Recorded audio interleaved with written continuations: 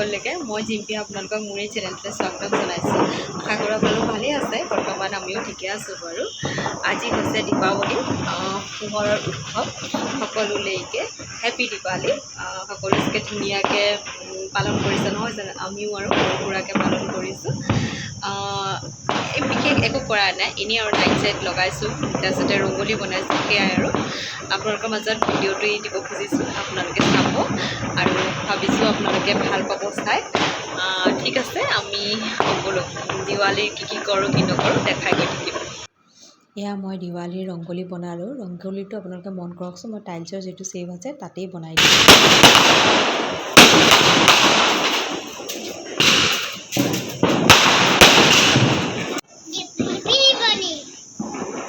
কি জ্বলাইছা ঘৰত?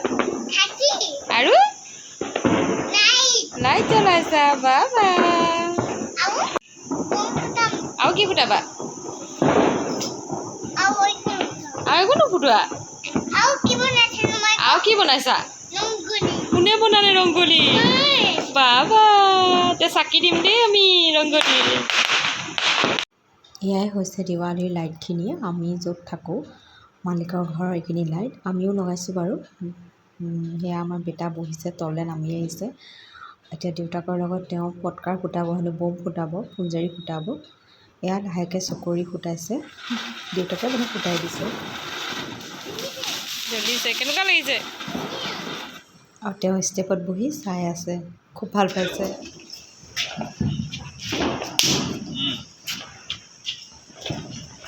হাতে নুচুবা।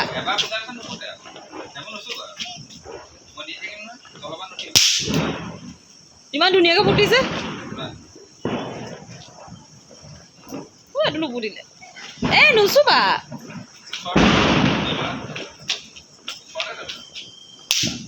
জানিছে চোৱা।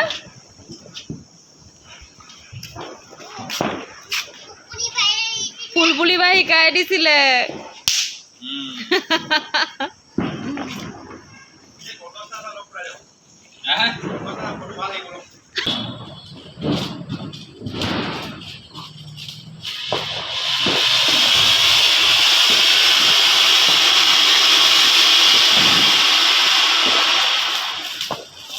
কি ওলালে?